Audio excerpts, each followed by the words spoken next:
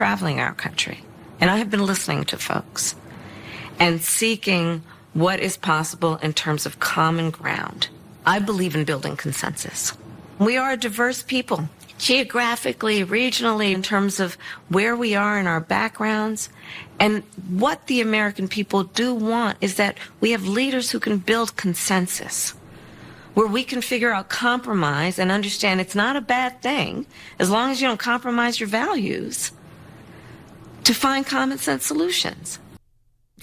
Good morning, Mid-Missouri. Sorry to... That'll wake you up. Yeah, what the heck was that? Sorry to hit you with that brain teaser early morning. Who's talking? What is she saying? So glad you're with us. Larry Behrens in for Dr. Tobler this morning. Producer Hannah's here. John Marsh is here. Brian's here. All the good folks are here, and then you're stuck with me. So sorry about that. And the vice president. And the vice president. You know, I'm trying to build consensus here, John, okay? Good luck now. If there's one thing I do, it's try to build consensus. Well, I was going to start by just pointing out how nonsensical the vice president was last night on 60 Minutes. And then we're a few seconds before the show goes live, and I'm telling John, I can't hear anything in my headphones. I can't hear. And he, is doing everything with the buttons. And then he points at it, and I notice it's not plugged in. So maybe me and the vice president are on the same wavelength, I think.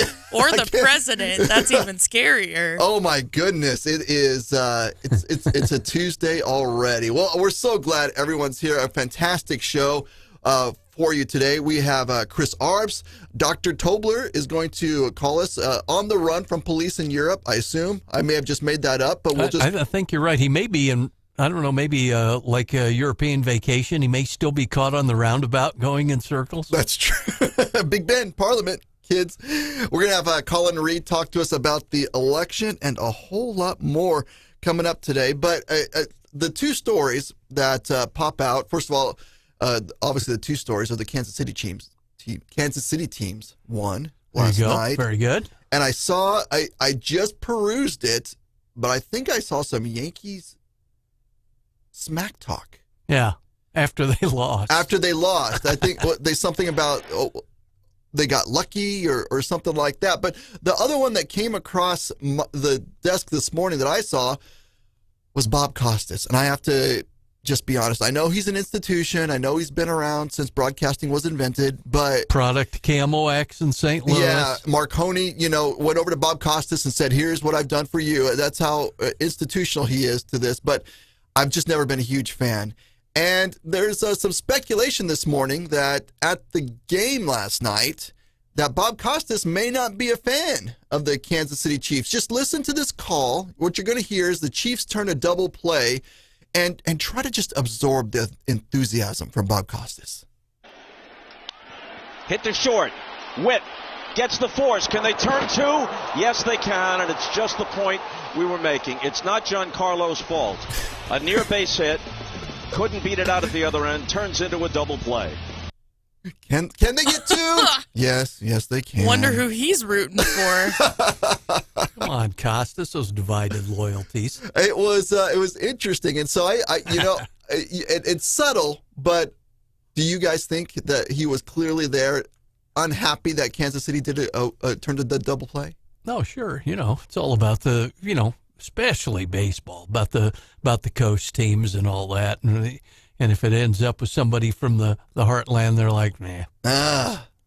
Well, and so between Bob Costas not rooting for the Royals and Kamala Harris not rooting for America, it was a pretty busy Monday night across the spectrum. And then let's spice it up. Let's add a hurricane coming our way as well. And when I say I mean to the country, obviously.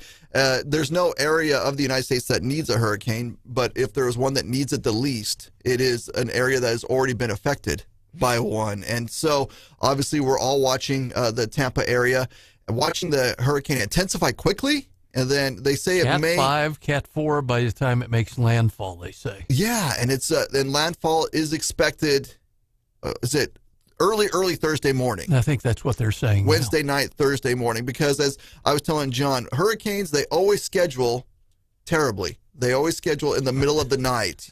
You never get that 10 a.m. hurricane or anything like that. It's never something where folks could actually see. Hurricanes are like the rest of us. They don't care much for driving in the rush either. I guess so. And so obviously evacuation orders are in place throughout much of the mid-Florida area, particularly in Tampa. And I think Marco Rubio, Florida senator, tweeted out years ago when he first went to the Senate, he talked to emergency managers in Florida, and they said the worst case scenario is a hurricane that comes and does exactly this. And it said it's exactly what Milton is going to be doing.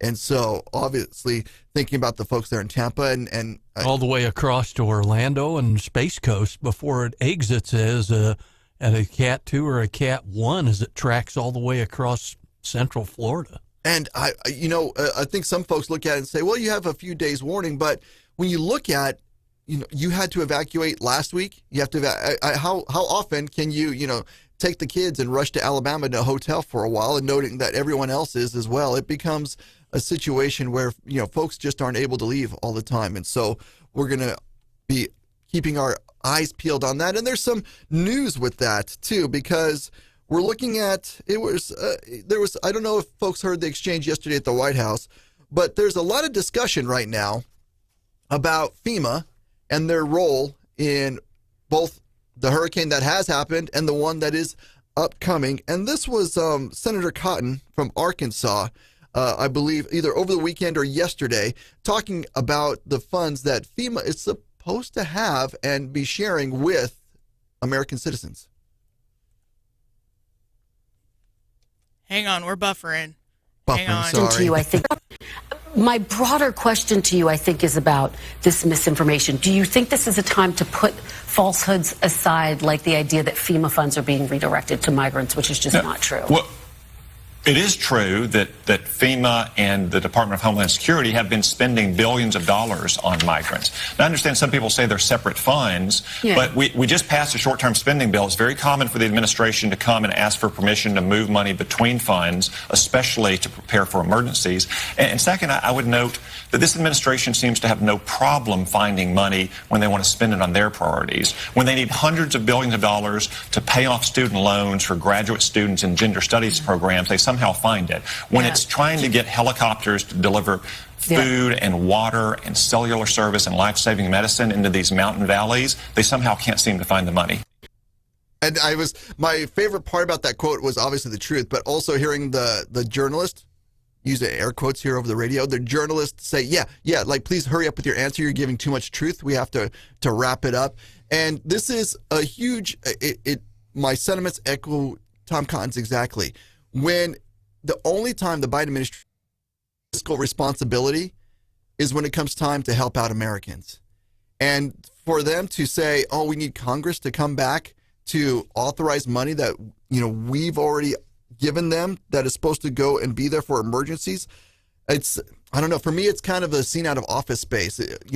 What exactly do you do around here if you can't FEMA be here when there's an emergency? Someone took my stapler. It is insane. And this came to the White House yesterday, and I apologize, I didn't pull the clip, but Peter Doocy was asking, there's money for Lebanon, but there's no money for North Carolina. And the KGP just finally left. She just left the press briefing. She says, no. She kept saying over 200 million. Yeah, she did. And then she goes, we're done. And it's such a bureaucratic answer to say, oh, we have the money, but it's in this pot, and so Congress needs to come in and put the money there. And Tom Cotton is right. When it came time for student loans, when it came time to build a barge in Palestine, we didn't have to have congressional authorization for that, for the money to flow out to Ukraine and other parts. No problem. That money seems to just have be in the fast lane to getting to where it needs to go. But I saw a story that FEMA is sitting on billions because they're using this move to say, oh, no, that money is earmarked for this, that money is earmarked for that, and Congress has to come back and tell it. Here's how you know the Biden administration doesn't want to get anything done, because we've heard this argument before from my point of view, and it's Kamala on the border. She said it last night. She said, we need Congress to pass a bill. So it's a both sides of her mouth discussion. When I'm president, I'm going to accomplish all this. but when it comes time to accomplish something, she says, I can't do it without Congress. And one thing, too, Larry and John, that I think is new from this morning, and that was an interesting interview. That sounded like Kristen Welker from NBC that you played that soundbite with. But we have a state senator from Jefferson County who's been a guest on our program frequently over the years, Arnold State Senator Mary Elizabeth Coleman. And this morning, John, she is calling on Governor Parson to offer the Missouri National Guard to assist with Hurricane Helene recovery efforts. She says there is a botched federal response to Helene. So she's at least wanting the governor to offer the Missouri National Guard to Helene. We know Columbia Task Force 1, Base Task Force 1, is still there, about 70 members or so. And there's a possibility TF1 could get deployed to Florida as well after Milton. We'll see what happens on that. But that is, I think, interesting. The senator is asking basically the governor to send the Guard down there. Same arguments we heard for a lot of us. We think back to the days post-Katrina and how FEMA literally dropped the ball with the survivors that time around. Yeah. And here's the story I was able to find it. Homeland Security Secretary Alejandro Mayorkas faces a new firestorm of criticism.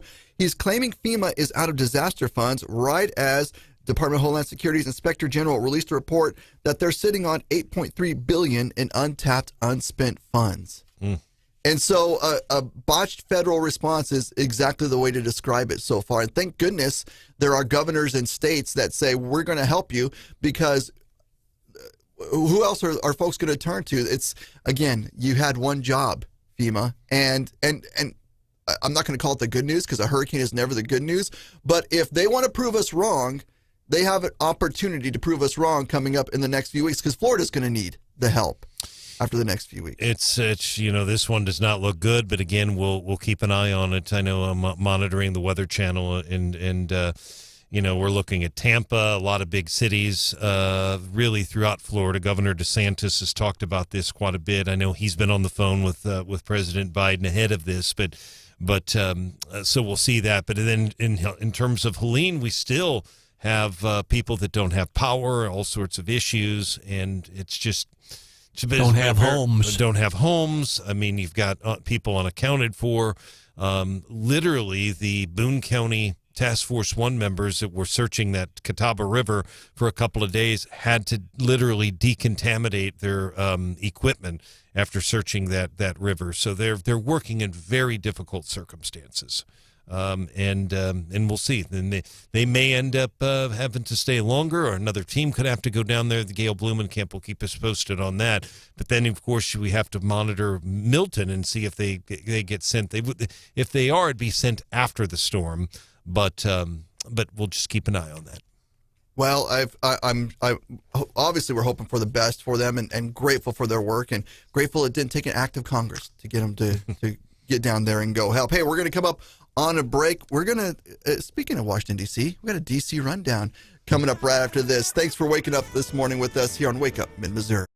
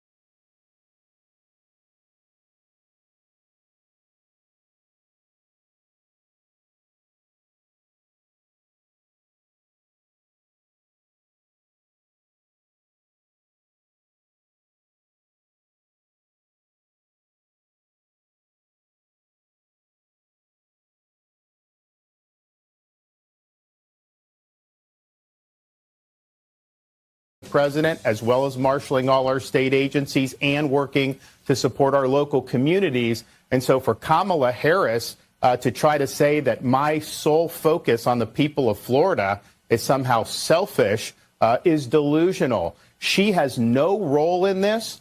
In fact, she's been vice president for 3.5 years. I've dealt with a number of storms under this administration. She has never contributed anything to any of these efforts. And so, yep, Vice President Kamala Harris taking aim at Governor Ron DeSantis of Florida. As we hit the daily D.C. rundown, her accusations were he was not taking her calls regarding federal storm relief efforts as Hurricane Milton bears down, and Kamala said people are in desperate need of support right now and playing political games at this moment in these crisis situations just utterly irresponsible, and it is selfish. As you heard from the governor, in no uncertain terms, he disputes her claims. Did you see the picture that the Harris campaign tweeted out last week as the other hurricane hit and showed how busy she was in taking care of it? And Photo Sleuth saw that even though she had her iPhone headphones in, they weren't plugged into the phone. She was talking to nobody, and the paper that she was supposedly writing something down was completely blank. And so, maybe Governor DeSantis isn't taking her calls because she hasn't plugged in her phone. There could be very real reasons why Governor DeSantis is not. Wait, Larry, didn't you have a similar issue this morning? Listen, it's not always easy, okay? And he didn't have Ron DeSantis's personal phone number. Do you think Ron DeSantis, in defense of Ron DeSantis, might be a hair busy right now? Well, maybe he did answer. He was like, new phone, who dis? And didn't know that it was Kamala. I mean, how often is she calling him that he's supposed to pick up the call? I mean, we joke. Obviously, it's a very serious situation, but he's right. The vice president doesn't lead on this, and she's trying to pretend to lead on this now. So he picks up her call. I've not been on a lot of these, but on a few. And people who really can't affect any outcome here, they like to call so that they show they're doing something. And the person who can actually do something, i.e. the governor, is usually nice and says, okay, thank you for your offer. Thank you for this. But the vice president does absolutely nothing. If we need a tie-breaking vote to send a gazillion to Ukraine, we'll pick up the phone, Kamala. But other than that, or maybe he could tell her, go back to Congress and let go of some of that FEMA money. Yeah, do his best Tom Cruise impersonation. Show me the money. Show us the money. Well, it's doubtful Kamala will do that, and you have to wonder. Again, I said this yesterday. I laugh to keep from crying because, again, real emergencies. And what Kamala Harris is doing right now shows you what she would do as president. Out of touch, not really helping. And instead of saying, you know what, maybe he's a little busy running his state, she would run to the nearest TV camera and say,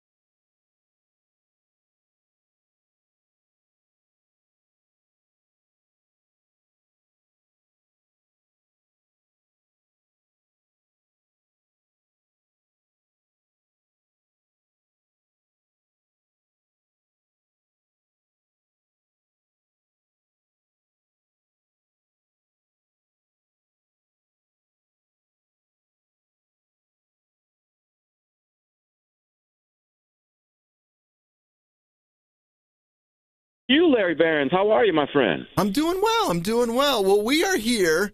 4 weeks from today is the big day, and I know you keep your finger on the pulse of what is going on, not just in Missouri, but around the country. And I wanted to keep the medical metaphor going. I want to take your temperature. How do you think it's going to turn out 4 weeks from today?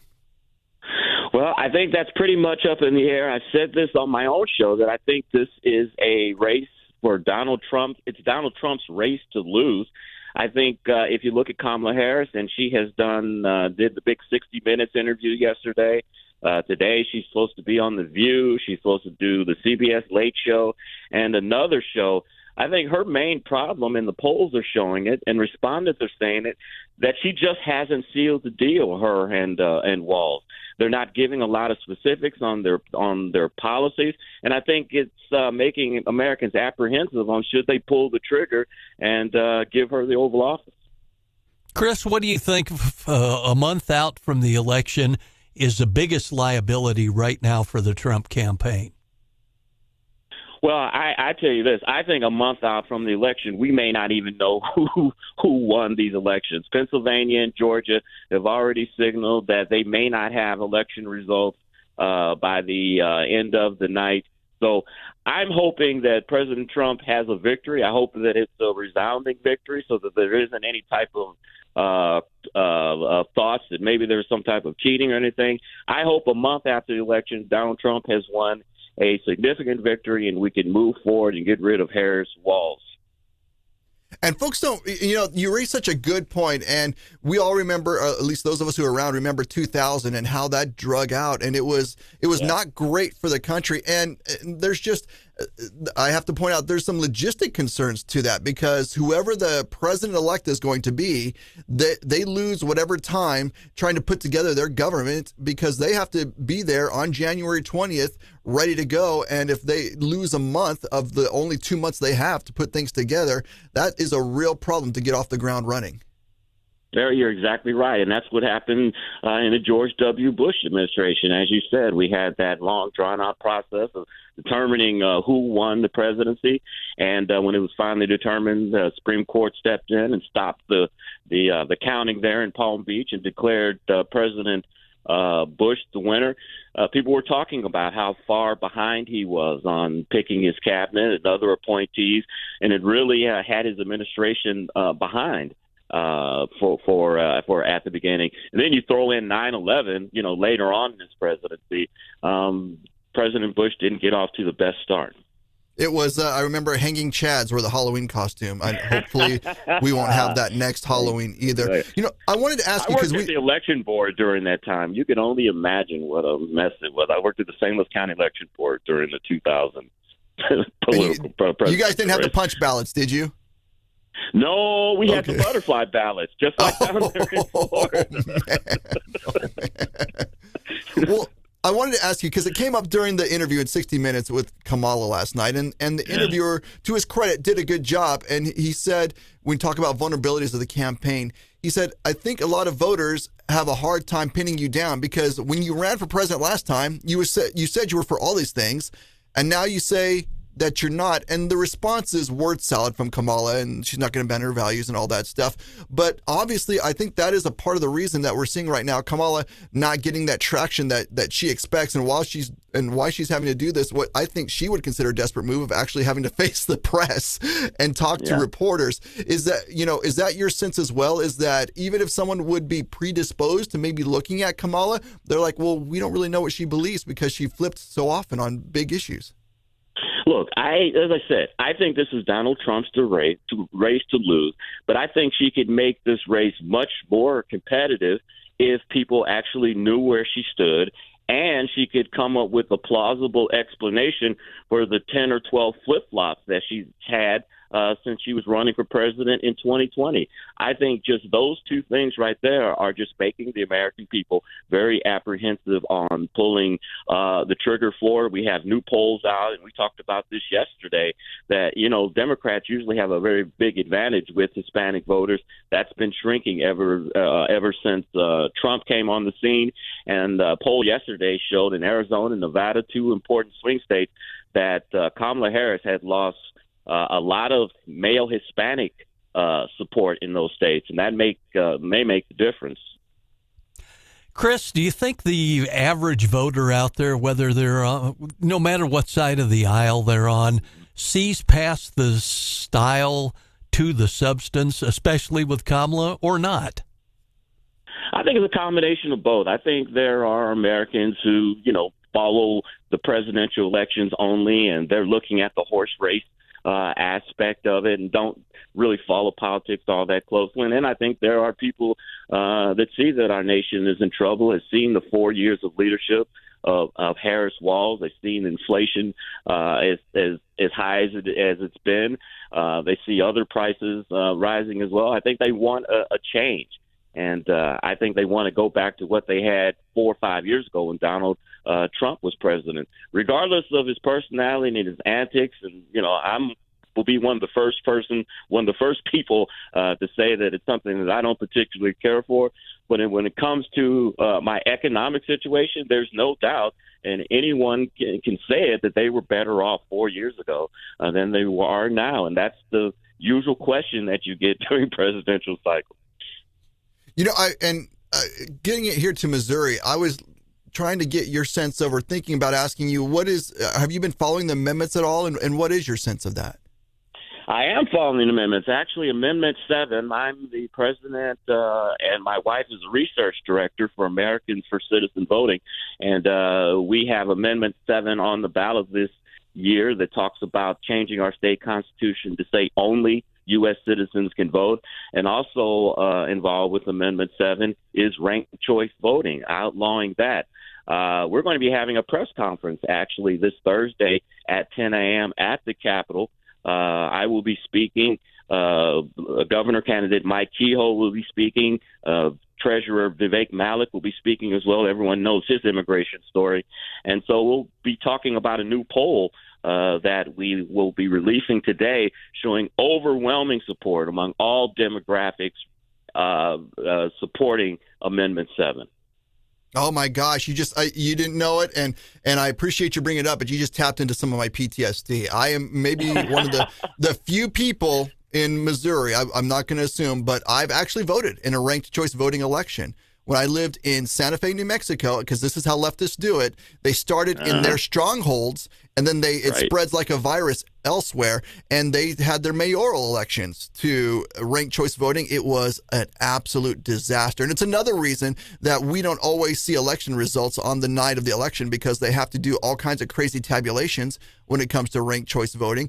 And it makes it so that if there is a party that the people have voted for a lot, that the minority party that doesn't get a lot of votes starts to get in and starts to win some offices. And in Alaska, that people think is red, they have one congressional district. And so it's a statewide congressional district. And that went to a Democrat because they did ranked choice voting. I think they're going to be the first state this year to do a presidential election on ranked choice voting. And when I moved to Missouri, I was looking around. I was like, oh, I'm so glad I'm here.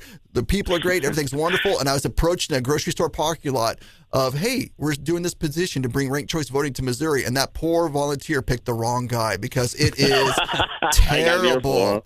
Oh, it is terrible, because everything that they said about, oh, it's going to be great. No, it is absolutely terrible. It is a total political movida. Ranked choice voting is absolutely awful. And I voted in those elections. And I can tell you, you're supposed to rank the candidates, blah, blah, blah, blah. I put zeros for all the candidates because I didn't like any of them. And the person's like, well, you can't do that. And I said, I just did, and I walked away. Ranked choice, terrible.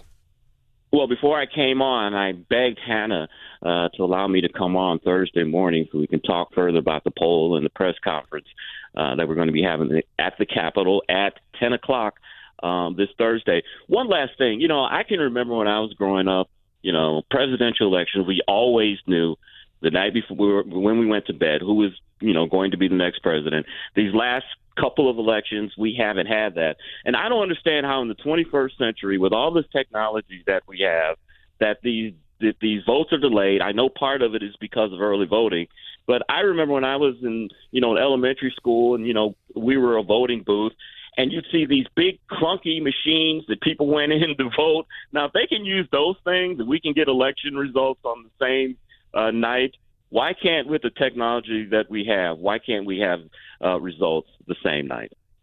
I'm not a smart man, but I don't understand that.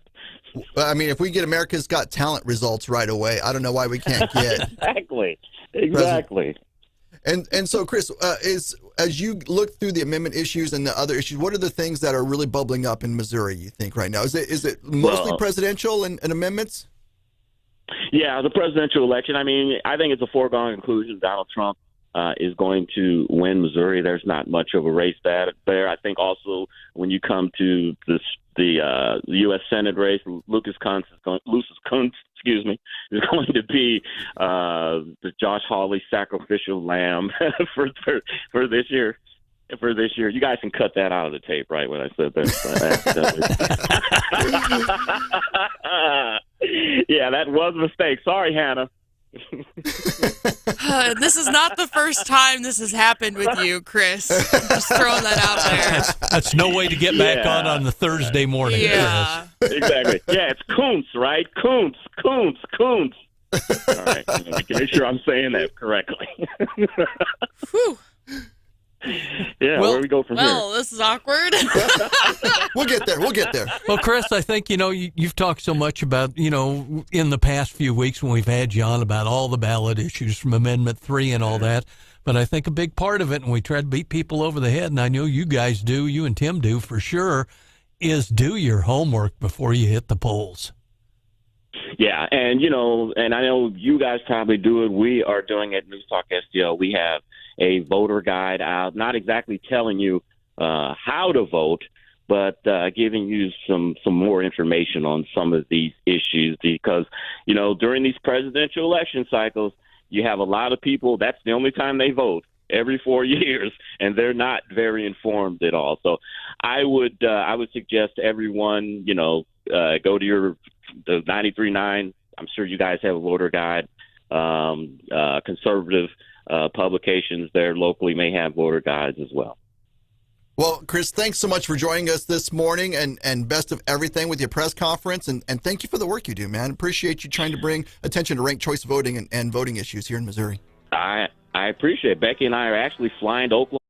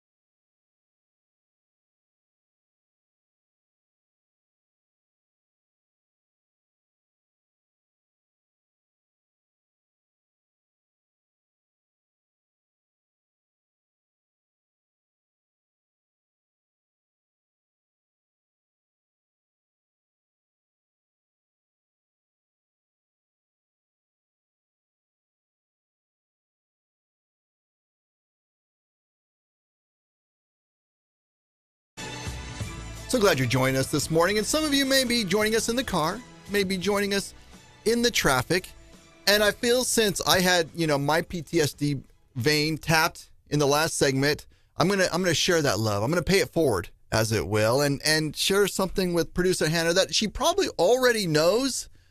But yes, there was an incident this morning. Oh my goodness. Well, let's get to the news, and then we'll get to the incident, I guess. How would you rank the incident? Big, small, medium? Probably small. But we'll make it major here. Well, anyone who has driven in Jefferson City or between Columbia and Jefferson City knows that the construction over the Missouri River is ongoing and the traffic patterns are ever changing, and people's temperament is ever angry, I would assume, going over that bridge. Well, the good news is, if you love that, you're going to love it's being supersized, the amount of time that you're going to have to spend, because what was supposed to be done in mid-October, i.e. next week, is now being extended to early or mid-November. They're asking for a month extension on their homework deadline. And nobody should be surprised by this, because these projects never get completed on time. But I'm sure that's no problem for you, Hannah. I'm sure, as indicated by your commute this morning, everything's going along swimmingly. Well, it had been. The portion there at the tri-level that caused the most grief and anxiety had been done for, a month or more? This morning, randomly, out of the blue, my exit to get on Highway 63 to come to Columbia was closed. Just when I had let my guard down about that being an issue, I was like, what the heck? So I had to do a quick little loop-de-loop turnaround, and all was well after that. Well, it wasn't like the one where you had to go almost a couple miles out of your way a few weeks ago, but it was the same deal, wasn't it? Similar, yeah. It had been so long since I had to have that battle with myself as I was approaching the tri-level of, is my exit closed? The traffic cones are just far enough apart you can't really tell if it's fully closed or if they just have that lane closed, but the exit's open. But no, this was for sure the full lane was closed. And there was no work happening on that exit ramp. So I don't know why it was closed, but that was a surprise this morning. Well, let me ask a weird question, and maybe you guys can educate me, because I noticed that as well. I often have to go from 54 and then move over to 50. I don't cross the bridge, but I get into that zone a little bit. And the exit to do that was abruptly closed one day, and I was like, okay. And then I had to go across the bridge, do the U-turn there, and come back across. Exactly. But there was no warning that my exit was closed. There was no a mile ahead, this exit is closed. A half a mile ahead, this exit is closed. And is that normal, that it shifts so often that they're not going to warn you, or is it? I mean, that was a lot of the issue that I was having about a month ago. Was that, especially in the dark, it was hard to tell what was closed and what was open. There weren't really signs that made it very clear. Like I said, the traffic cones were not spaced in a way that would make it obvious. And then with it being dark, you couldn't see what was beyond the cones to make your decision on if you were going to attempt it or not. Well, now that you've got that solved, at least for today, you have the luxury of you only have to wait until next week, until the 63 I-70 connector work begins right around the bridges there.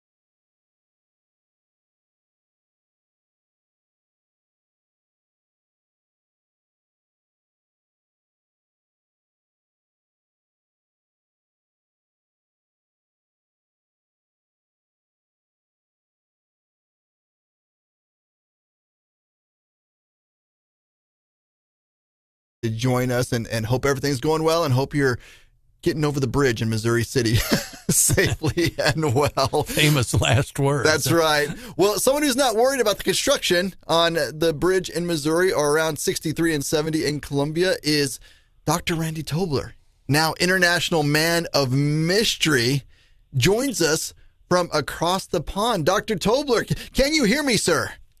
I can hear you. It's great to hear your voice and to talk with you. Thanks for hosting and keeping things all settled today. I'm talking. You talked about international man of mystery. I'm talking to you from my Maxwell Smart shoe phone. For those who remember that Get Smart program. I'm just kidding. That was the reference I was trying when long distance calls were a thing, and it occurs to me now we're probably not. You can probably do this now without even having to pay any long distance charges. So, where are you today? Doing good. We're in Vienna today. We're wrapping up the trip. This is the last day, so tomorrow's travel day. And then we will be, back in the saddle come Thursday morning. So I have to tell you, though, Larry, since I know you're in the power game and in the energy game, it's really, really amazing. The cost of petrol here is unbelievable. But I guess that explains why there's such a very efficient and really very, very nice and, by the way, very, very clean and orderly public transit system. I mean, it's really something to behold. But that's the nature of Europe, life is centered around these old cities that have been modernized, and it's just a different vibe. But it's maybe something that, especially big and expanding cities like we have in Missouri and especially in Columbia, might learn a little bit from, because you wouldn't have those traffic jams that I hear you talking about, and we're so in love with down in the Jefferson City area right now. For sure. Well, so we've been following on Facebook a lot of great pictures from your trip so far, and I know obviously you're going to talk about it when you get back, but can you give us some of the highlights so far? What has really stuck out to you? We had a really interesting moment. So when there's a tour manager that is Colette Tours, by the way, does a fabulous job, and the Zimmer folks in collaboration with Colette came up with this trip that has just been fantastic. And we've had so many new friends, some that listen to Clear 99 and a little bit to 93.9 and vice versa, and it's been fun to relate to people. But the tour managers will then put you in touch with a guide who will do a walking tour through whatever city you're in. And we've been in Switzerland, the capital of Switzerland, Bern, and then in Innsbruck, Austria, where people will recall the Olympics have been held in the past. Saw that famous ski jump slope, where the agony of defeat, that whole deal. And then, but on one of the tours, it was hilarious because we went through Innsbruck, and very wonderful. She's a retired architectural engineer. Angelica is her name. And very proper, discreet, soft-spoken woman. But she came up with some real humdingers, and one of them, it was hilarious. We went into the place where the Trapp family, as a Von Trapp, from the Sound of Mucus, that Von Trapp. Sounds did I familiar. say mucus? I think I did. That's it. At any rate, I have, that's because everyone's getting a sinus infection up here in the Alps.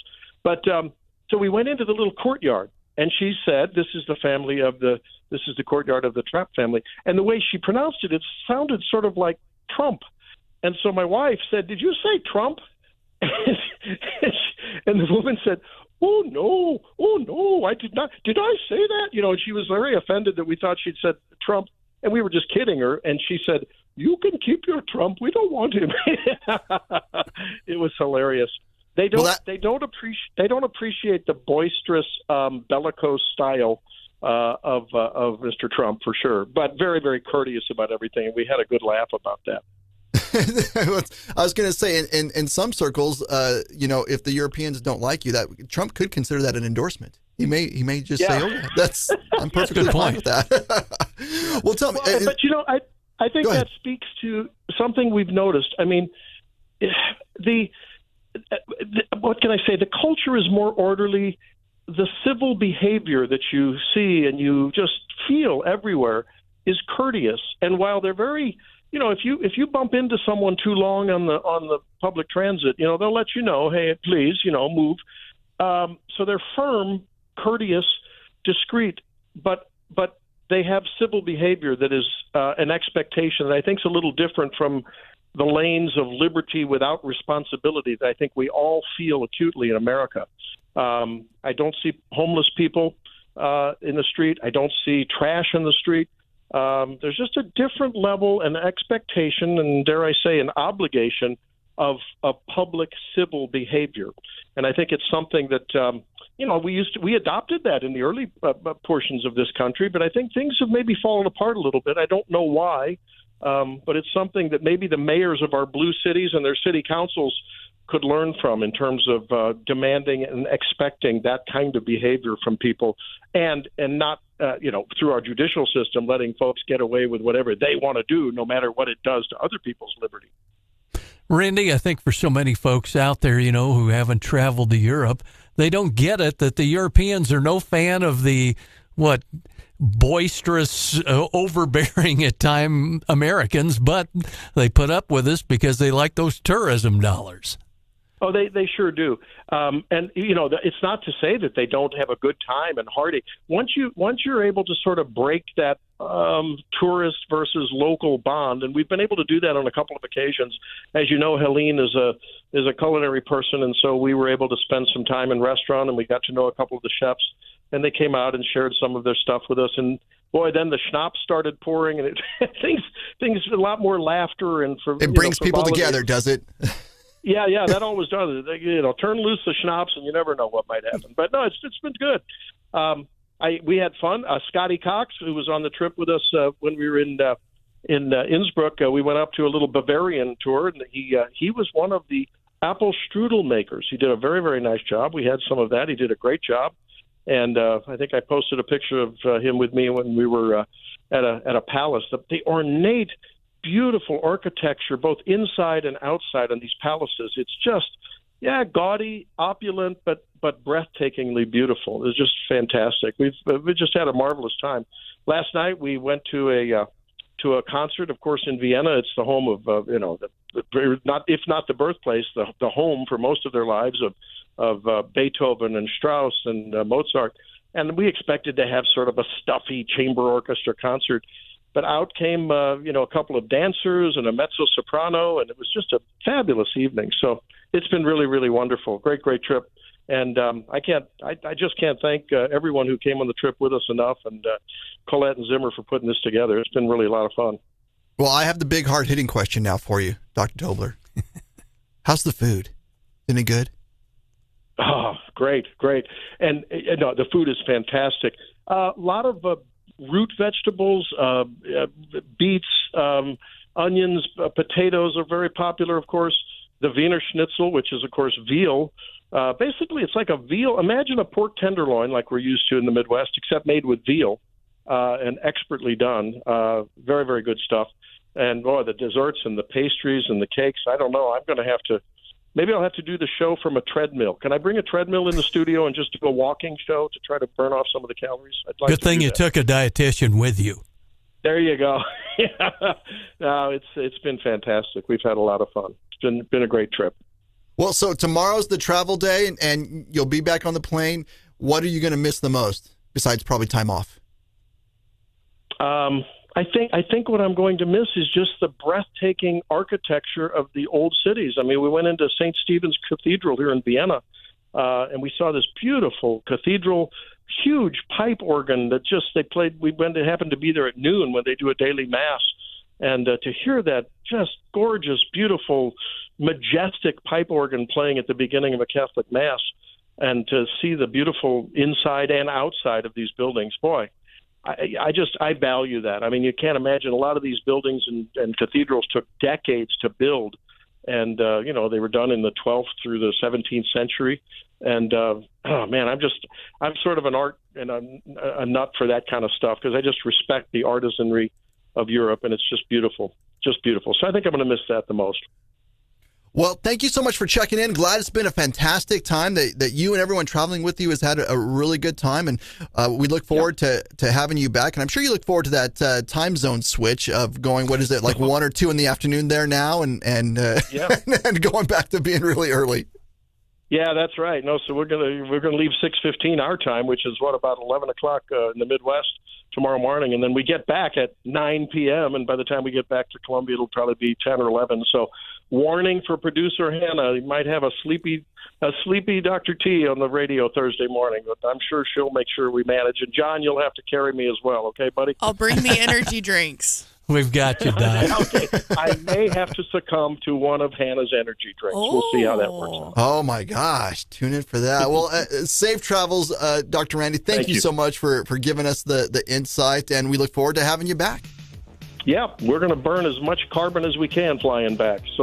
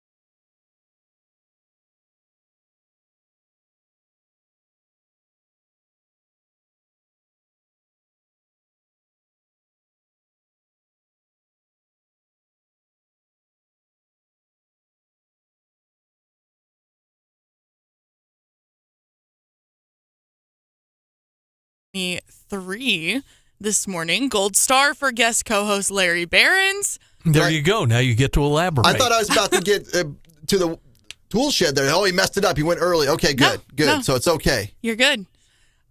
Just in time for Dr. Randy Tobler's return to the United States, McDonald's is launching a product that I'm sure he will be super stoked for after, a week and a half of eating European cuisine. Think a Big Mac. Okay, we're all familiar. It's got the 3 buns. You have my attention. Yes, it's got the 2 hamburger patties, the Big Mac sauce, the cheese.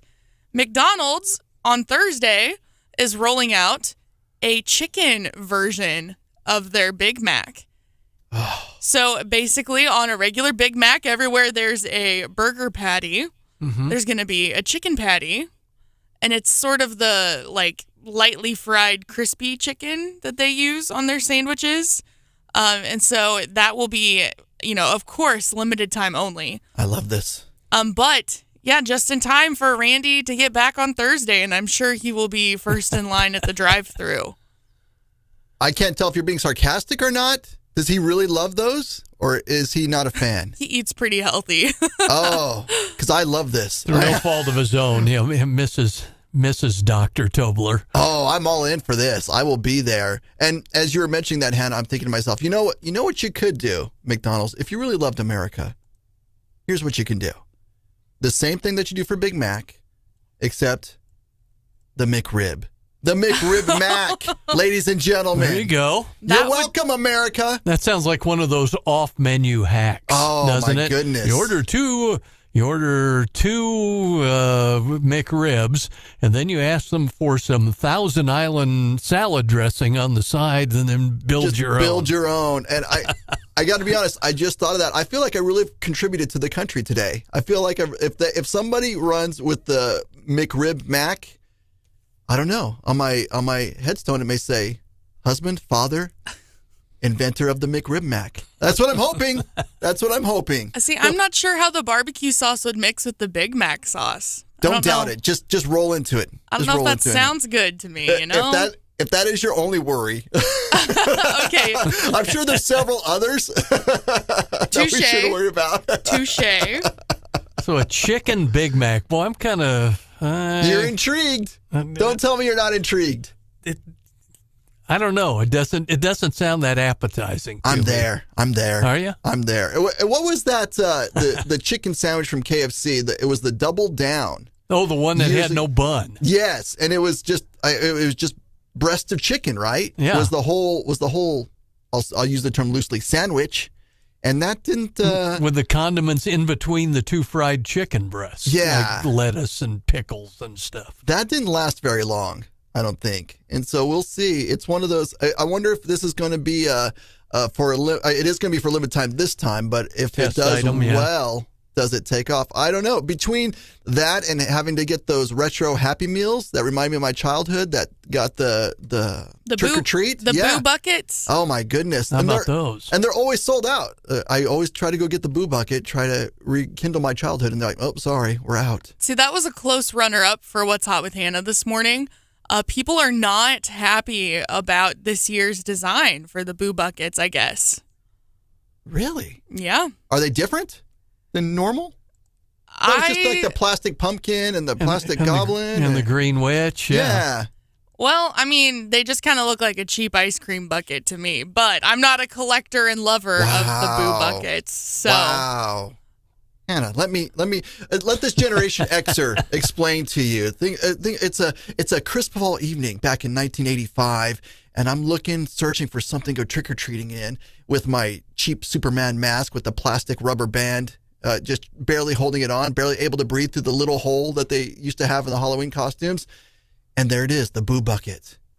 And you would just fill that up, and life was great. No worries, not a care in the world.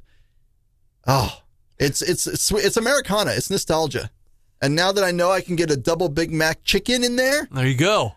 Oh, my goodness. That way maybe make your candy last a little longer if you get the kids filled up on chicken Big Macs. I can't even have the candy anymore. We got a text from listener Brett at 874-9390. He said, yes, McRib Mac Dude wins the week. There it is. I'm telling you. Say that 10 times fast. Oh, my gosh. I think I hope I'm sure corporate at McDonald's is listening. I mean, just do it. Just go with it and see what happens. It will do it at just one restaurant. I guarantee there will be. You may even have Chick-fil-A lines. It may get that crazy. Whoa. How about I know. that? I know. It would be that insane. Instead of God's chicken, it'll be God's rib. McRib. That's right. It is. It's with apologies to Adam. It's something. And I'm sure there's some poor marketing person at McDonald's now is like, I just came up with the McChicken thing on the Big Mac, and now they want me to do. Yeah, we're gonna just zoom right past that. Well, I don't know if I'll be in line for it, but I'll definitely be enthusiastic if I have the opportunity. It gives you a little insight into my dietary culture. Well, we're going to have a whole lot more insights coming your way. We're up against the break. So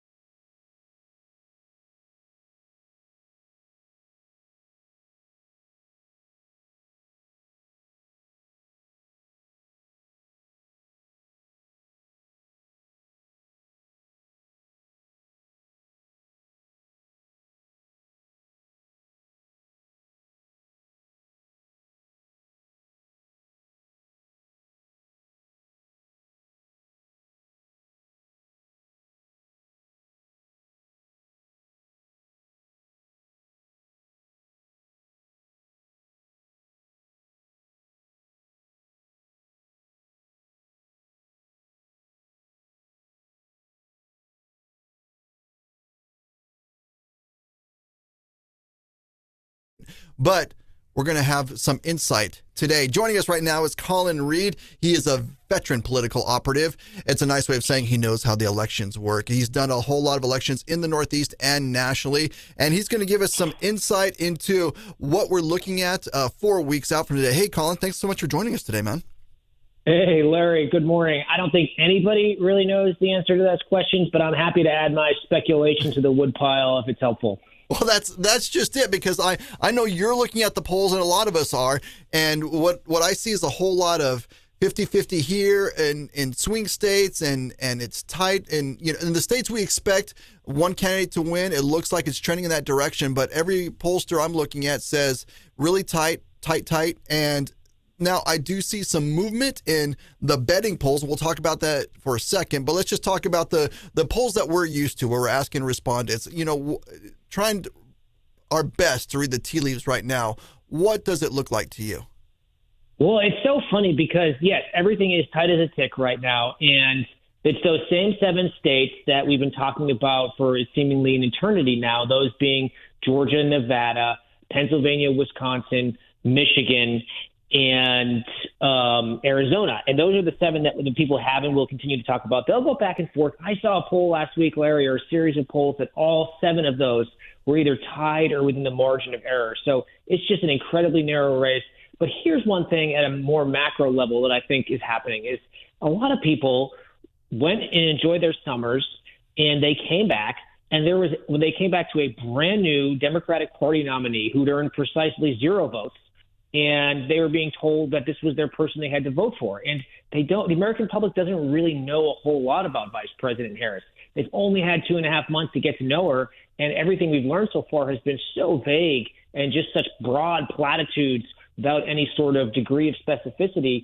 And there's seemingly amongst her team this idea that she can somehow just skate to the White House without having to answer any hard questions. And for anyone who was tuning into 60 Minutes last night, before they turned over to Monday Night Football to watch the Chiefs win again, if you were hoping to get details of that interview, you left sorely disappointed. And we're only 4 weeks out, Larry. Isn't that wild? 4 weeks from today, we'll begin the process of picking the next president. It's crazy.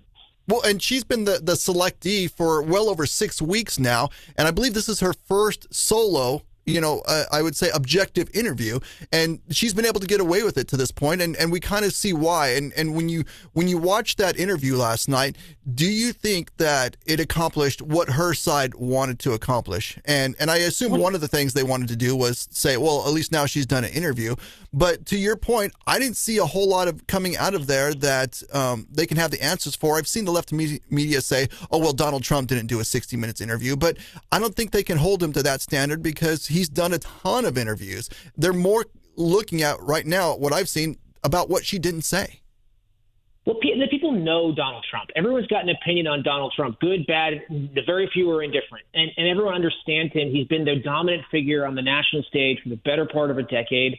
And in politics, that is, going back even further before that, in his private sector career and his tour as a celebrity apprentice, et cetera, et cetera. So everyone's got an opinion on Trump. There's not a lot of ground there left to plow. So, and yes, a lot of people don't like him, and yes, a lot of people do like him, but they've got him. He's a known quantity. Vice President Harris, on the other hand, is totally unknown. And even last night when she was getting pushed on specifics on her policy proposals, she wants to do a lot of really expensive things, all these free giveaways. And the obvious question to it, which Bill Whitaker of CBS pointed out to, is how are you going to pay for it? And the answer is always the same, which is we're going to have the wealthy pay their quote-unquote fair share. And to anyone listening right now, when you hear that, grab onto your wallets, because the number that's quote-unquote fair is always getting higher, and the number of those who are at the quote-unquote top 1% keeps getting lower and lower. So what that means is more and more money taken from individuals, funneled here in Washington, D.C., to be spent on programs that people may or may not want.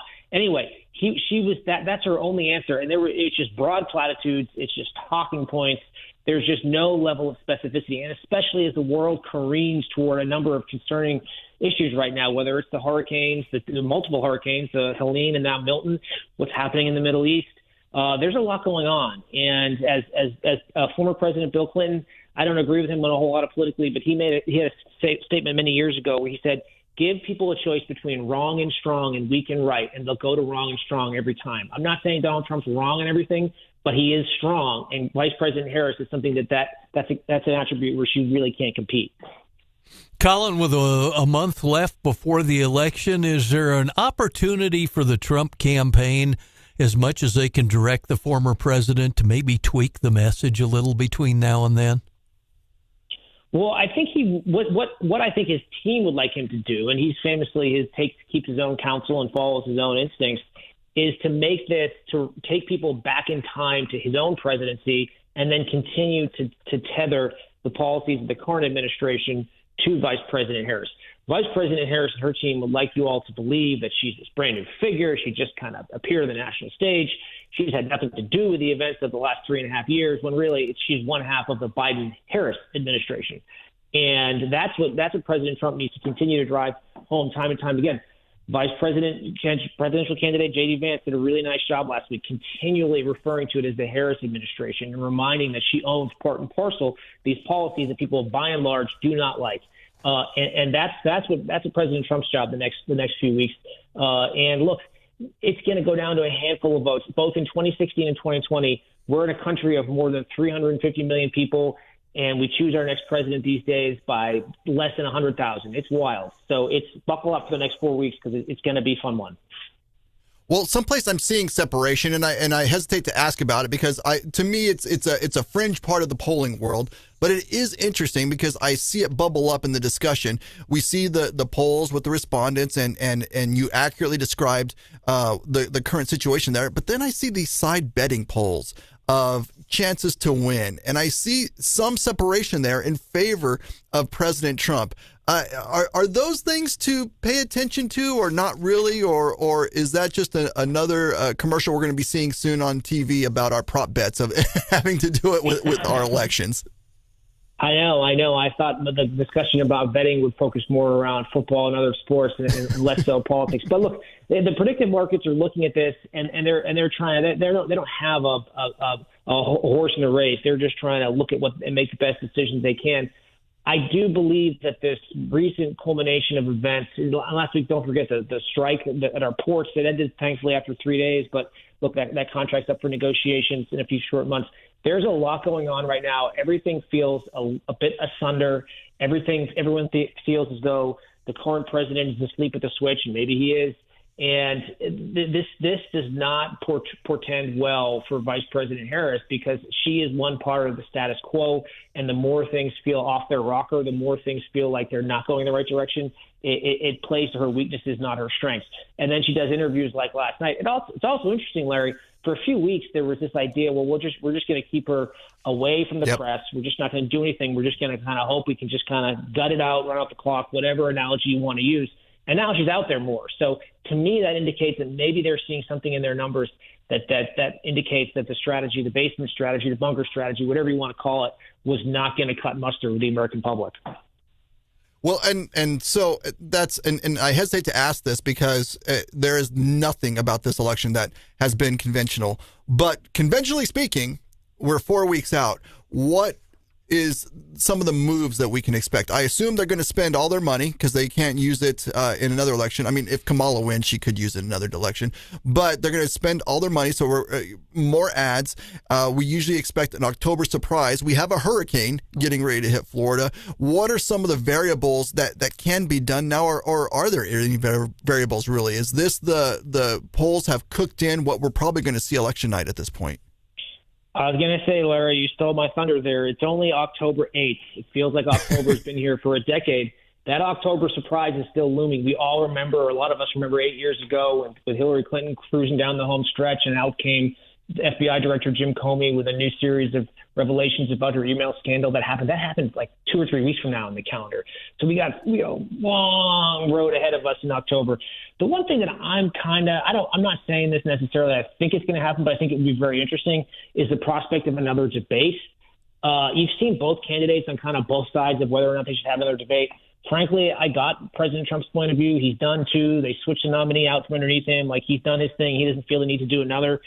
And that's an argument that he can probably defend. At the same time, if Vice President Harris is really so undefined and has all these vulnerabilities with her, how people are perceived her, there's no better way to get a major viewing audience than to challenge him to debate and force him to do it. And who knows, Donald Trump may just very well do it. So that is pure speculation, to be clear. But that's the one thing that if I'm looking at this and thinking, okay, maybe there is room for another market mover in the works, it could be that. Because last week's vice presidential debate, that got a lot of viewers. And that speaks to the interest of the public toward these two candidates.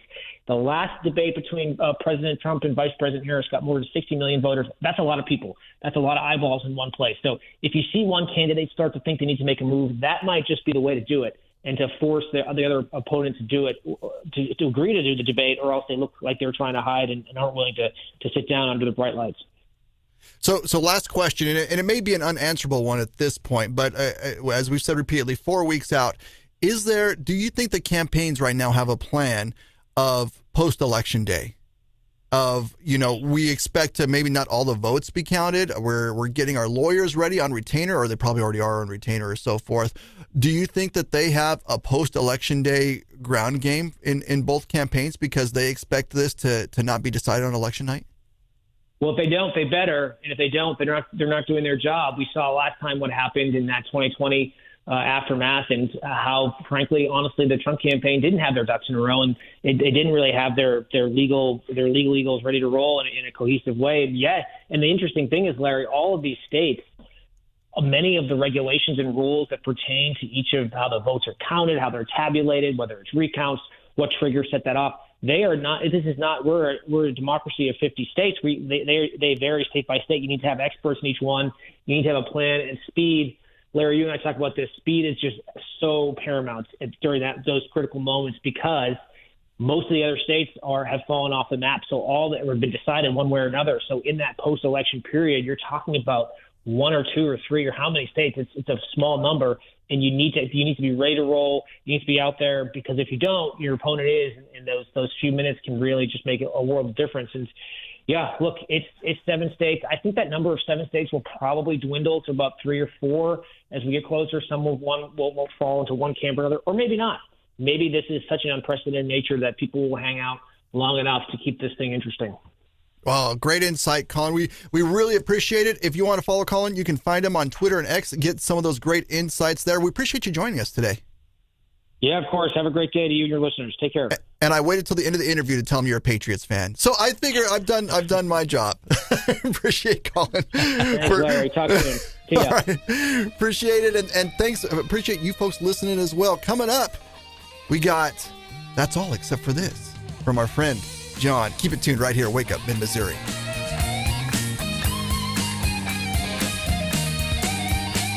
This is Wake Up Mid-Missouri.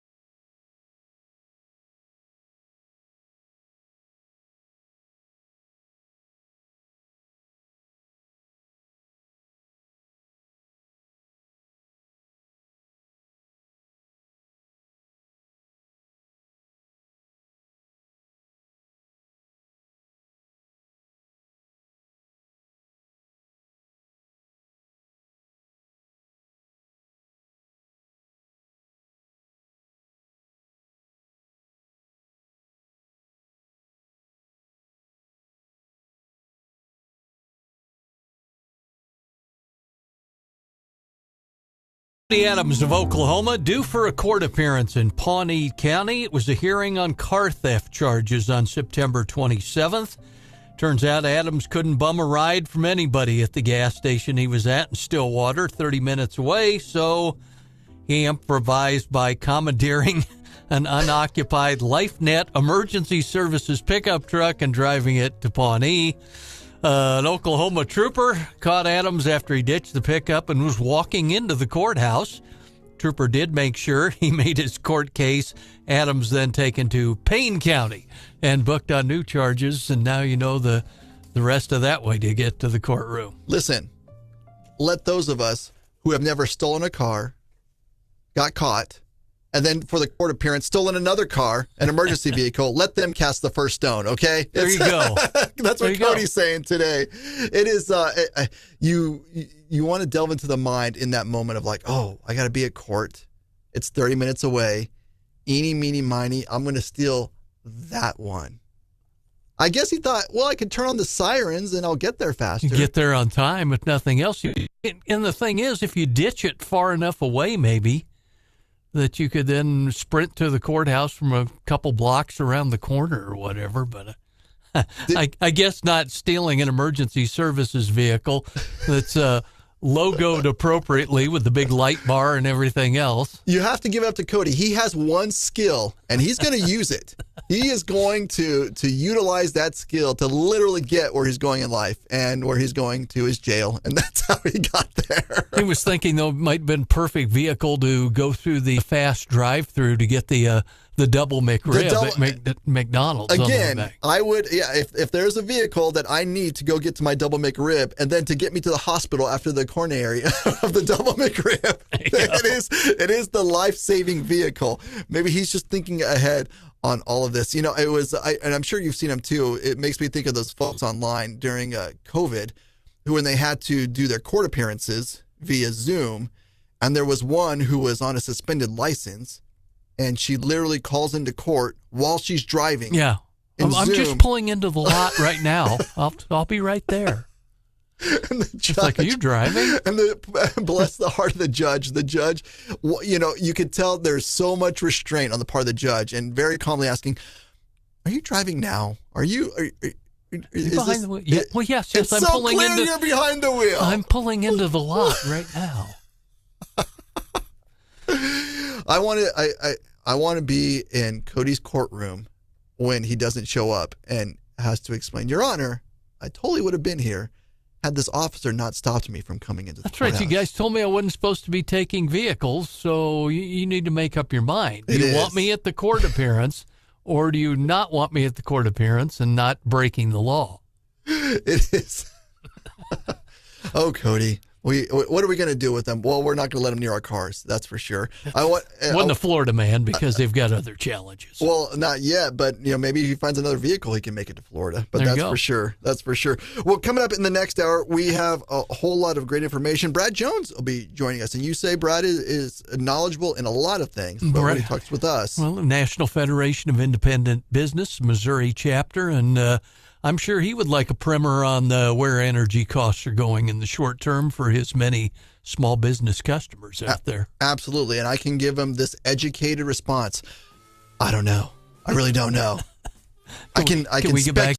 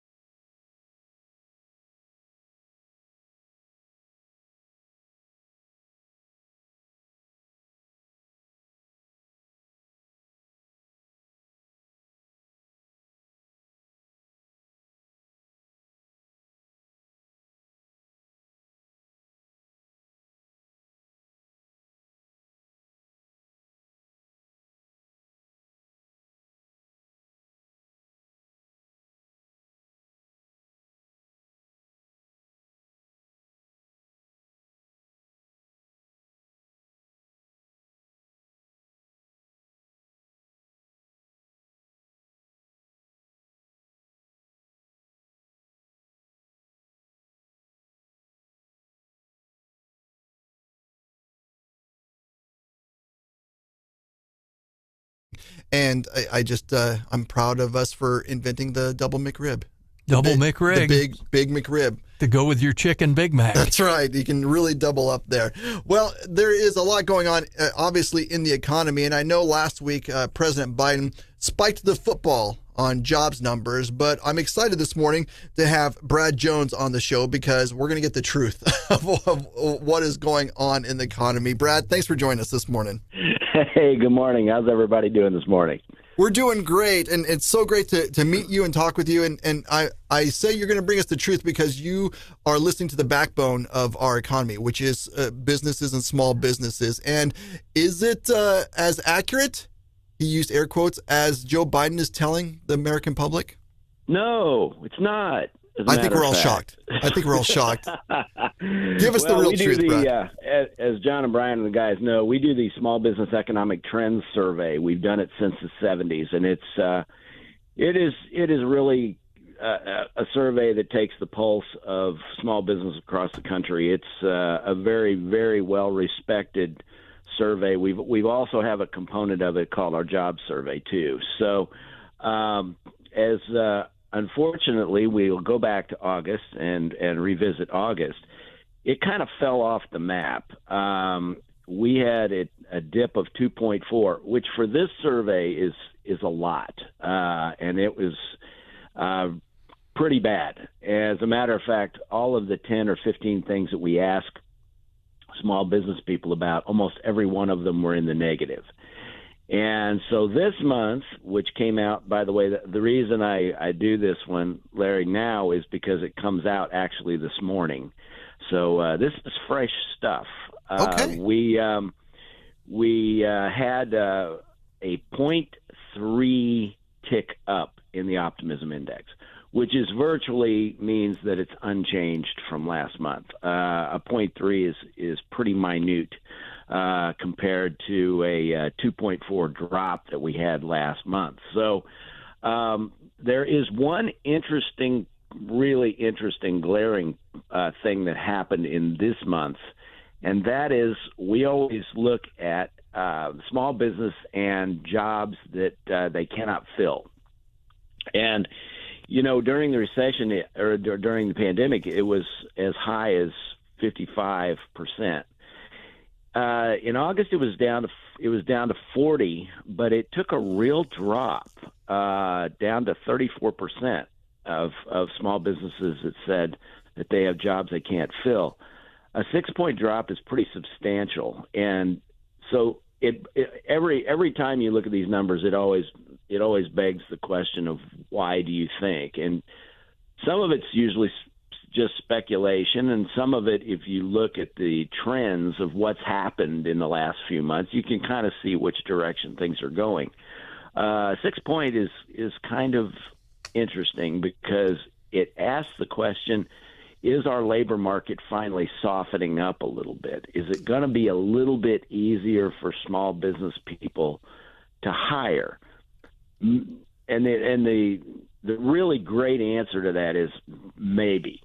But the other part of this is you had almost 60% of the small business folks in September tried to hire people, and as many as 52% of them said, we tried, but we didn't find any qualified applicants for the job.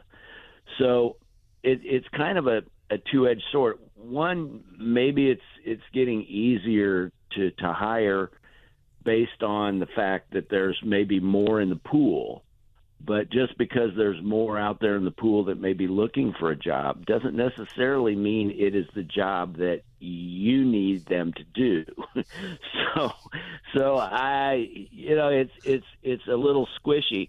And you look at this by industry group, and as we've talked about, when you're looking at construction, for instance, very specialized kind of labor, it's gone from 62% of not being able to find anybody to 53. But 53, come on, that's still way up there.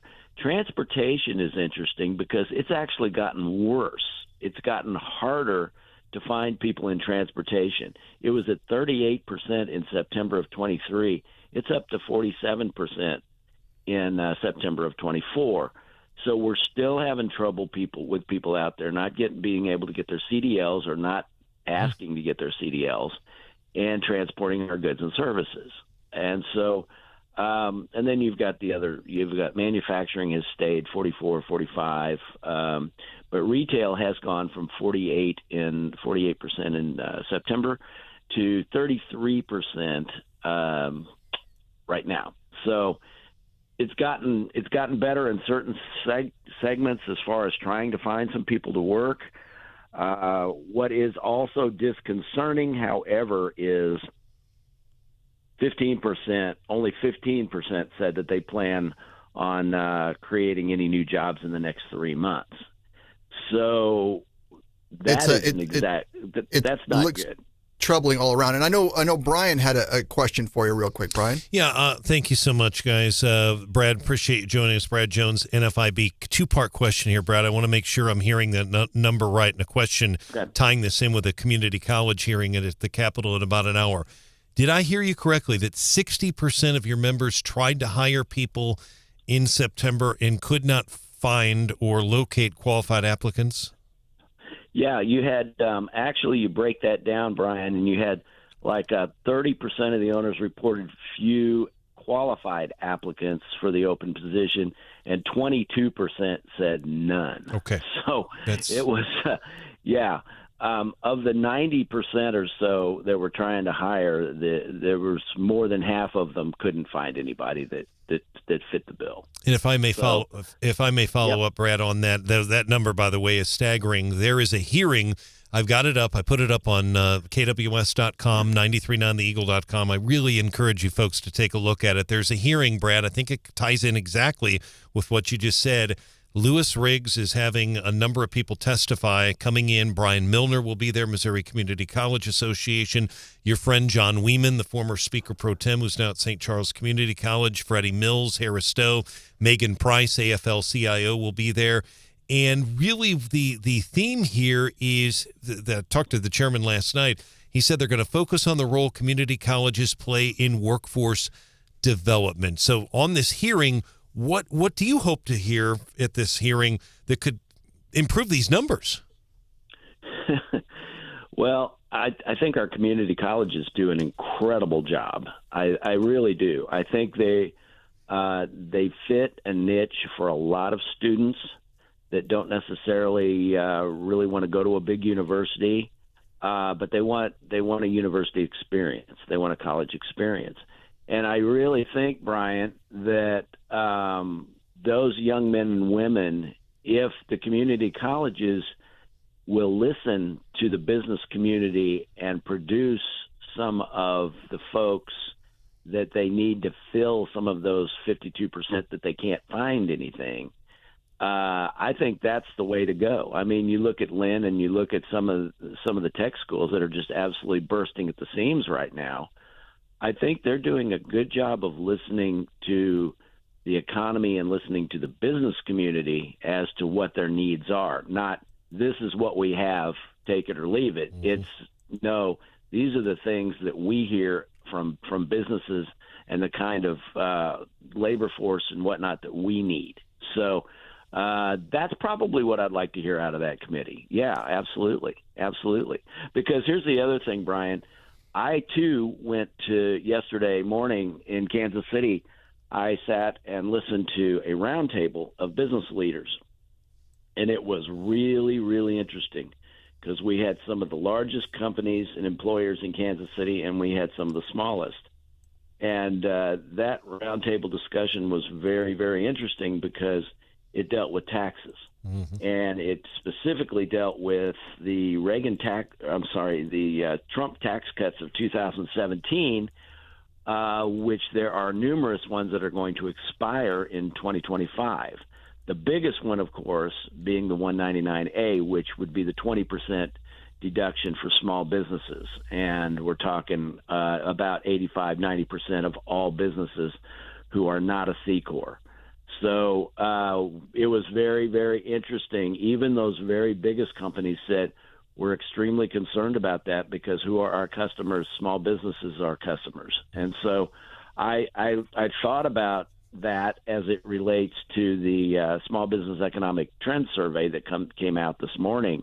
And I think one of the things that my great quote that was in the paper is that uncertainty is the hobgoblin of small business. And I heard that almost to a person yesterday in that roundtable discussion that I went to. Brad, about out of time, but do you have any numbers on Missouri small businesses or even nationally on the failure rate here lately? I don't, John. I have not heard a definitive number of failures.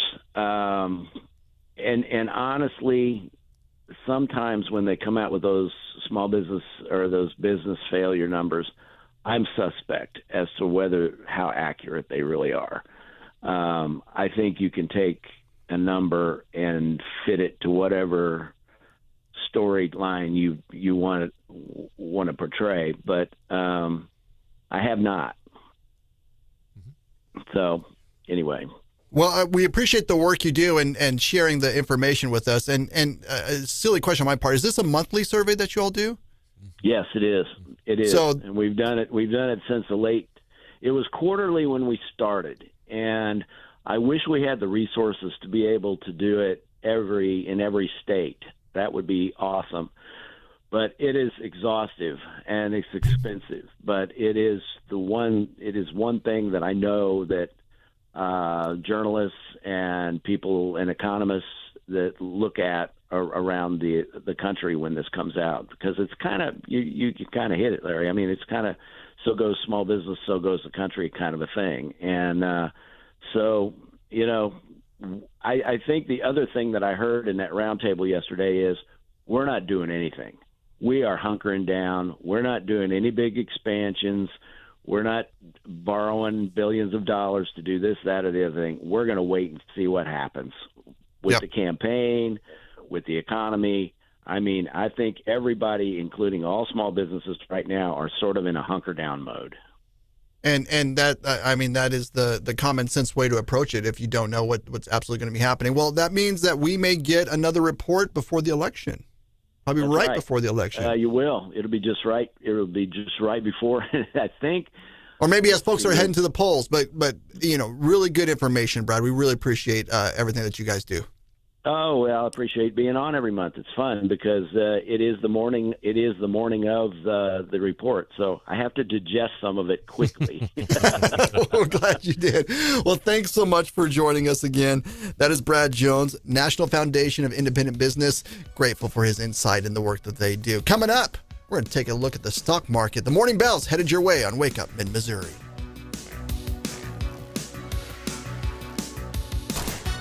This is Wake Up Mid-Missouri.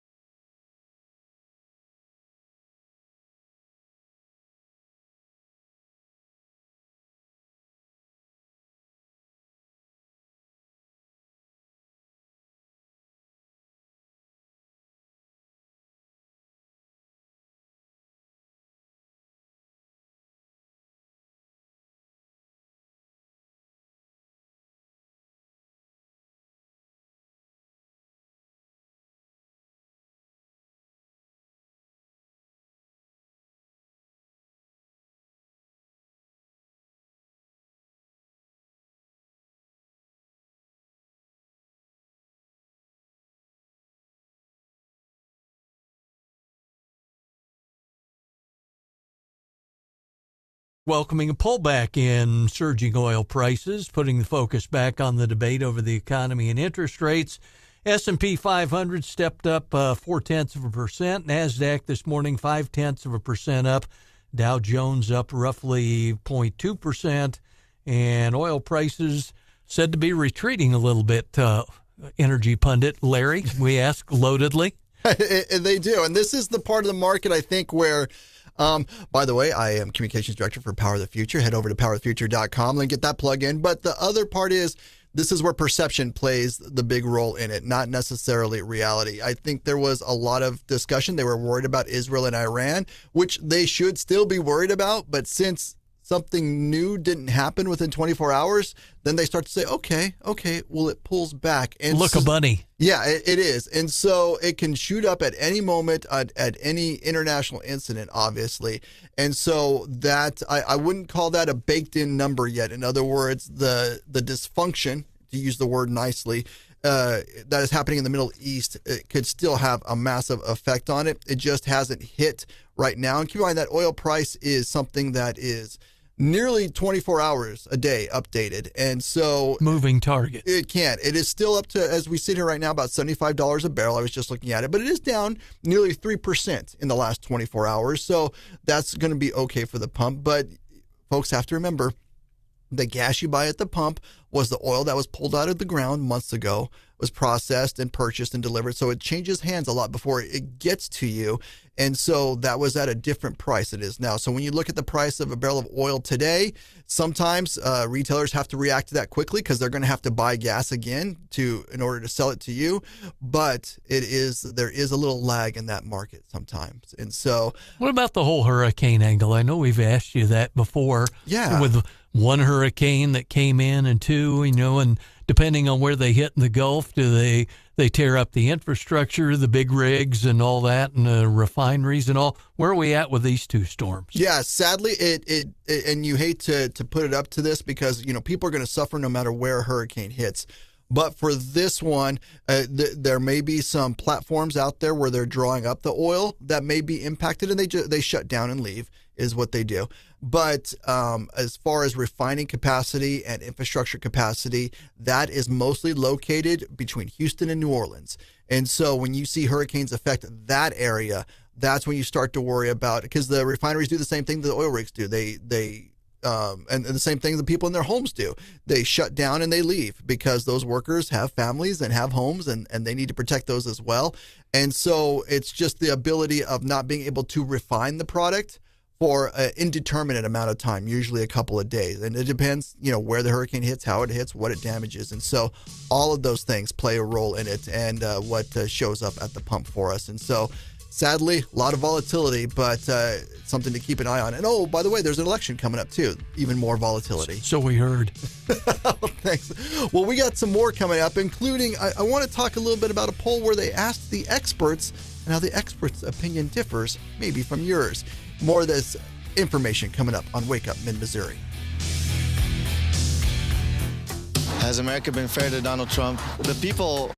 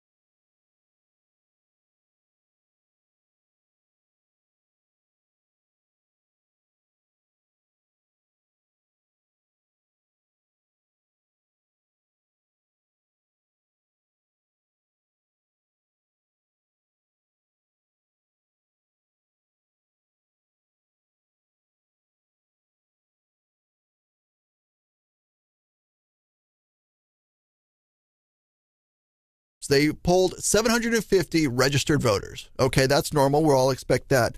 And they asked them about the Trump and Harris campaign's economic plans and the policies that they have proposed should they get elected to the White House.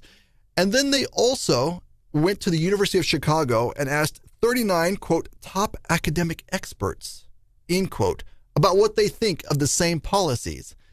And lo and behold, the people disagreed with the experts. This is from the article. They say regular folks, that would be us, whose frame of reference comes mainly from the realities of daily living, favor things that offer immediate relief from including high energy prices, but from a lot of things. And so when you have Trump saying, I'm not going to tax Social Security, I'm not going to tax tips, that gets high marks from regular folks, but not so much from economists. In fact, they say the starkest contrast comes with tax elimination.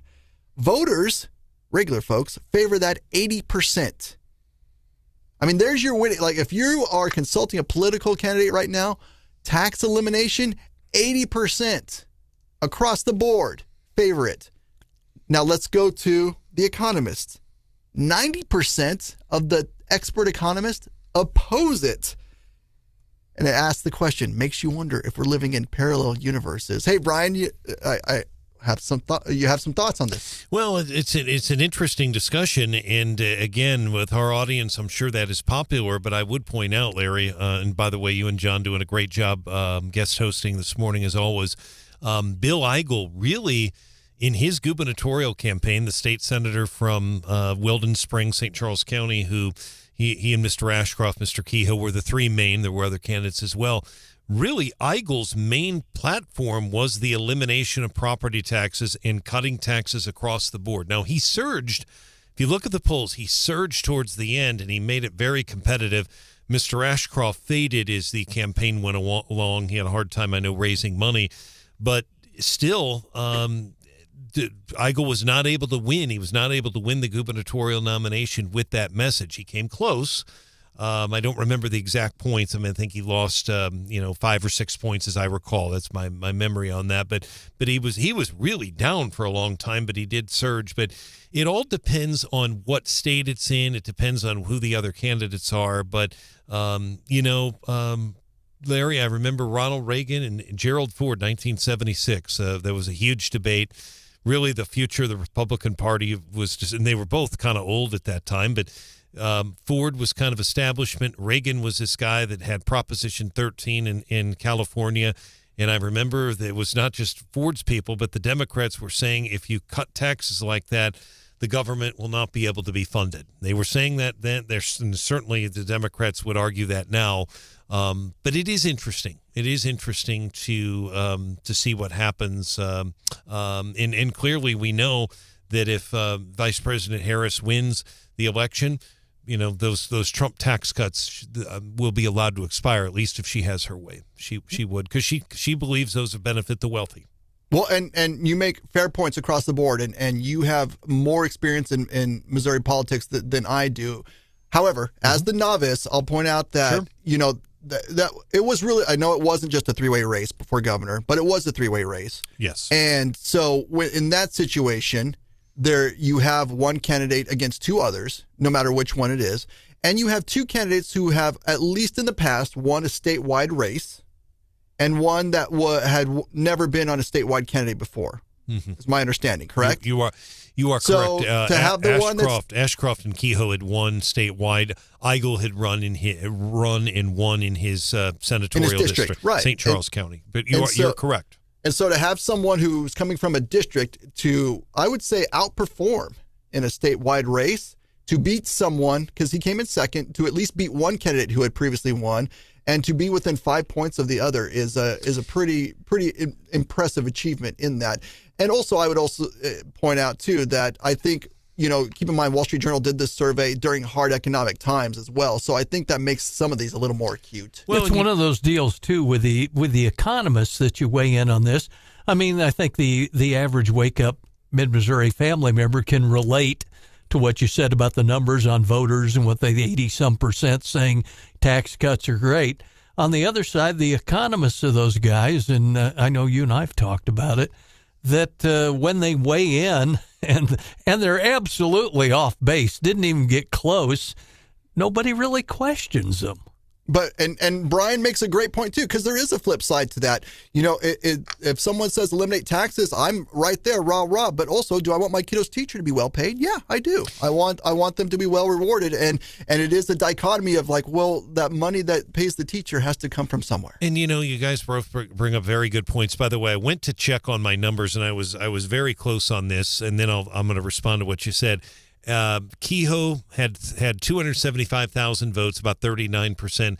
Eigel 227,257, 32.5. So basically, it was 6 points. I said 5 or 6. So I was really close on that. But Eigel really surged at the end. And to your point, Larry, what it really boils down to is you could argue Reaganomics or Trumponomics, whatever the Trump economy. Basically, they would argue a rising tide lifts all boats, that if you cut taxes, money will flow to the Treasury, and therefore the government will have more money than it's had.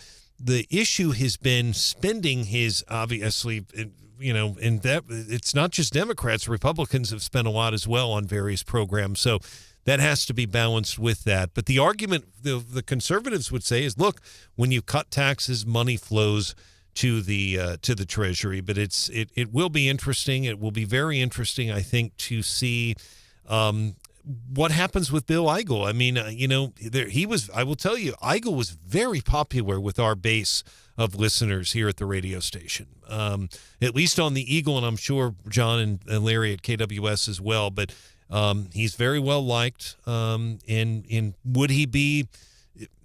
I just don't know. I don't know what else he would run for right now. Obviously, term limited out. I guess theoretically he could go back and run for the Missouri House. But I would think that he'd probably want to do something down the line. But that was his big platform. It was these personal property taxes, these car taxes, and income taxes as well. That was really the bulk of what he talked about.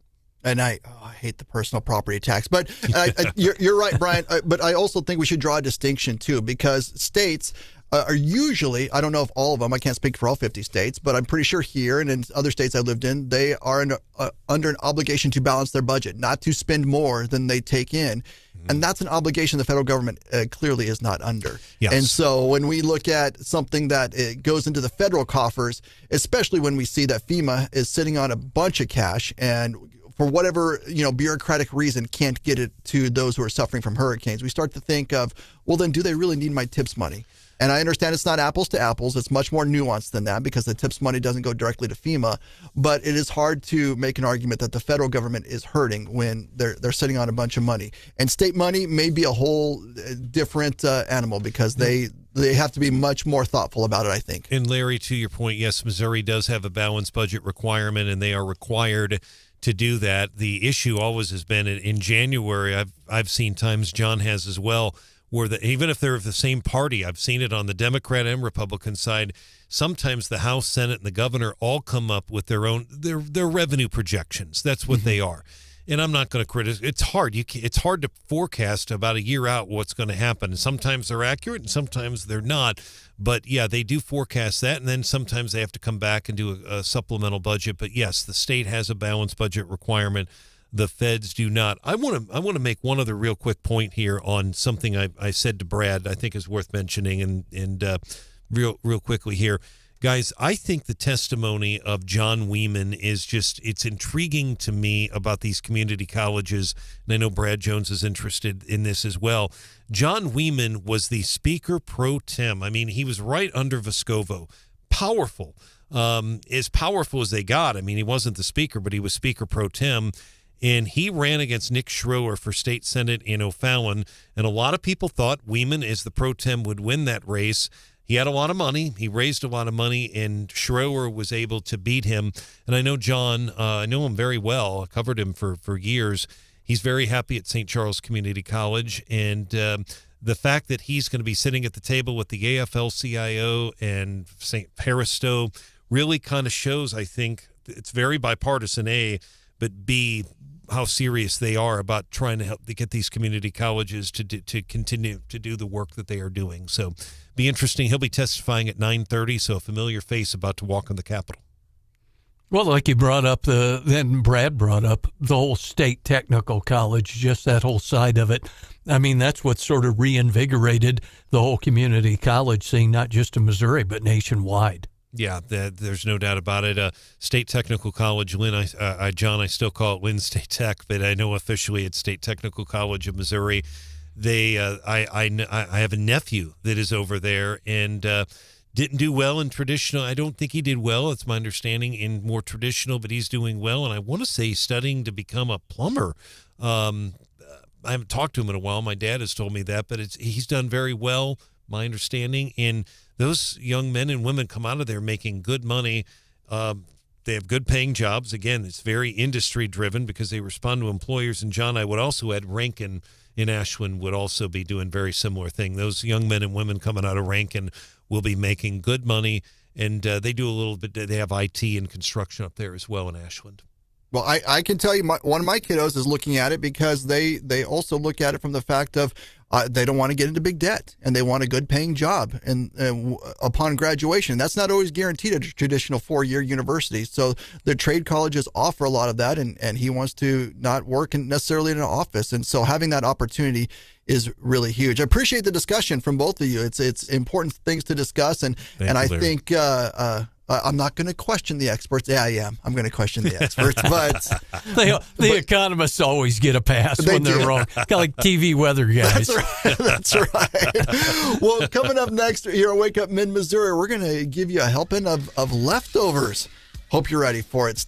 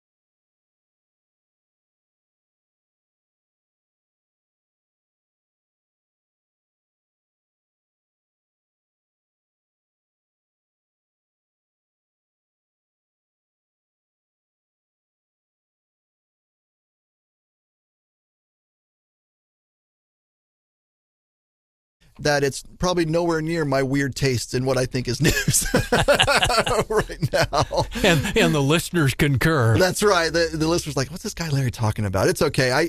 I get the same treatment at home. It's all right. Well, Hannah, if you can hear me, I'm letting you choose your own adventure today with my leftovers. So I think this is going to be a pretty easy choice for you. Would you rather talk about Taylor Swift and Travis Kelce or yes, or gold? Oh, Taylor Swift and Travis Kelce. Taylor Swift and Travis Kelce it is. This is one of the leading stories right now, believe it or not, on Fox Business. Taylor Swift and Travis Kelce's romance has proved to be a boon for local businesses in Kansas City. So they go on to talk to a shop owner who apparently made one of Taylor's custom KC Chiefs outfits that she wore at one of the games. Oh, yeah. And she says, it's different. This is the shop owner. It's different for everybody, but for us, and the fact that she has shopped with us through her team a couple different times, to be completely honest, has kind of changed our trajectory.